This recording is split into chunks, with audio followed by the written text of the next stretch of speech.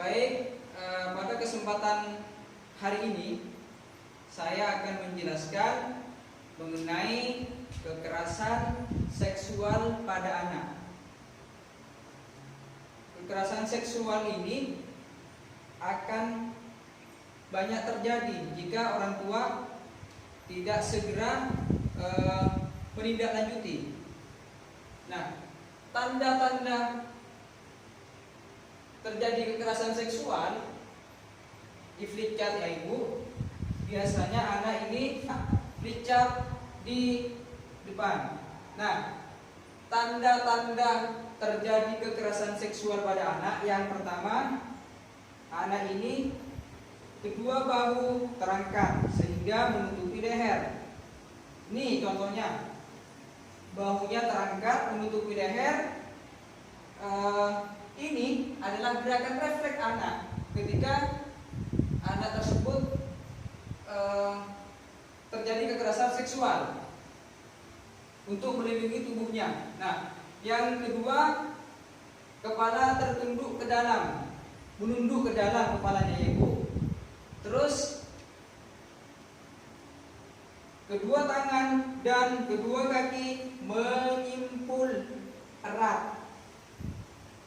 Tangannya dengan kakinya, kepalanya ditundukkan di dalam satu. Ini contohnya. Ini sangat tak ketakutan ada, terus rasa khawatir juga ada kalau anak terjadi kekerasan seksual. Lutut tertekuk ke dalam, lututnya ke dalam, disatukan dengan lengan. Tubuh menekuk, mata berkedip-kedip, matanya berkedip-kedip. Ini khawatir, takut, segala macam, khawatir dan lain sebagainya. Wajah pucat, kayak orang kekurangan darah seperti itu ya. Ini tanda-tanda bahwa anak tersebut terjadi kekerasan seksual pada anak. Dilihat dari gejala fisik.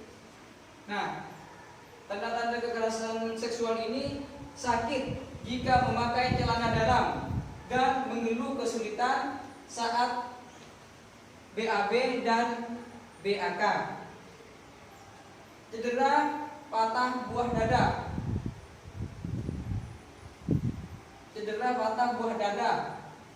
Terus bokong, perut dan bagian bawah paha sakit, alat kelamin atau di dubur.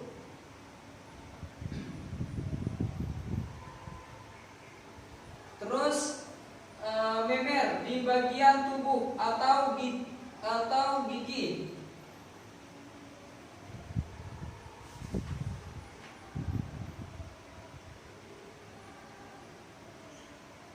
Rasa panas dan nyeri di atas genital dan terasa sakit jika disentuh.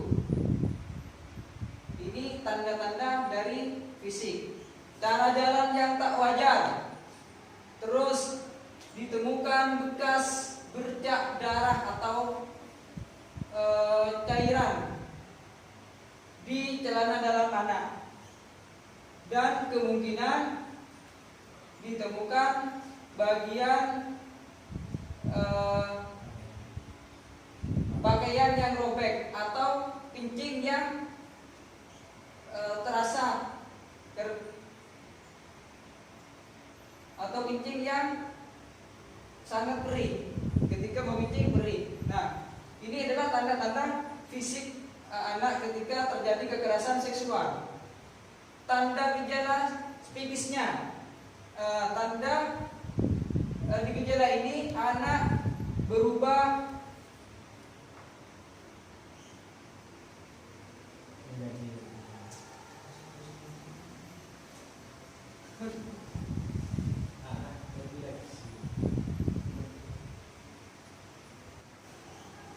tanda-tanda psikisnya anak berubah lemas, gelisah, dan mengurung diri, takut,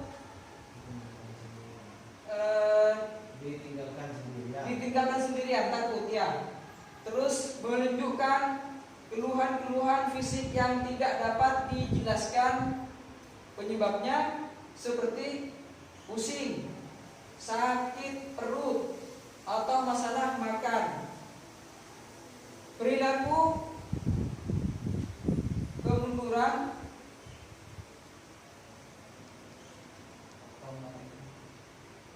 nah seperti itu ya ibu. Ini adalah tanda-tanda kekerasan seksual pada anak.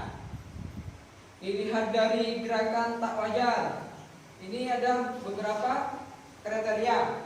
Dilihat dari gejala fisik, anak ini ada beberapa ciri-ciri khasnya. Dilihat dari psikisnya anak juga sudah dijelaskan barusan. Ini bagian-bagiannya. Jadi ibu-ibu di rumah tolong anak-anaknya selalu diperhatikan. Takut ini dibawa orang lalu terjadilah kekerasan seksual, terutama anak perempuannya ibu ya. Ya Pak. Ya Pak. Nah, saya mau bertanya, jika terjadi seperti yang saya sebutkan tadi, kekerasan seksual, apa kira-kira pendapat Ibu Ani? Sakit hati Pak. Sakit hati. Terus apa lagi? Marah-marah pasti Pak. Ya, tentunya Marah-marah. marah ya. Terus saya mau bertanya kepada Ibu Sanusi. Ibu Haji Sanusi, bagaimana pendapat Ibu Haji Sanusi? Ya, pertama marah, kedua melaporkan ke polisi. Nah, ya. Nah, kalau sudah seperti itu, pasti yang kecewa adalah yang pertama kali adalah orang tua. Jadi menjaga anak itu sangatlah penting dalam hal tidak terjadi kekerasan dan lain sebagainya. Nah, ini adalah sikap dan perilaku orang tua jika anak mengalami gejala-gejala kekerasan seksual. Yang pertama, sikap orang tua, jangan terlalu panik ya ibu. Ketika anak ibu itu ditemukan gejala-gejala kekerasan seksual, maka ibu-ibu tidak terlalu panik, ya, tidak marah.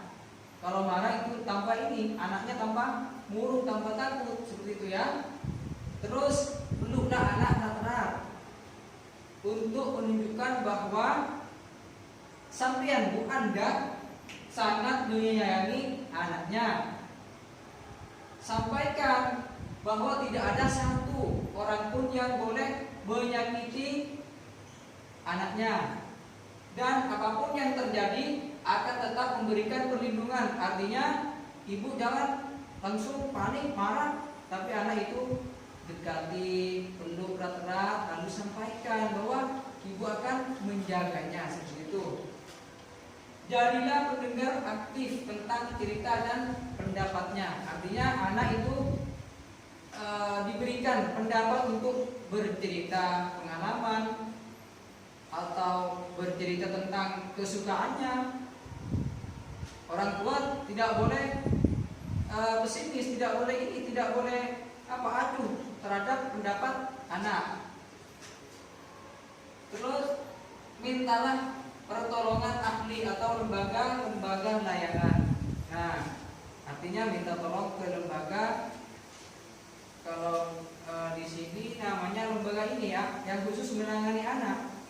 Kalau sampai tidak mampu dalam mendidik anak, mintalah atau taruh di ini panti asuhan. Nah, seperti itu ya Bu. Ya Pak.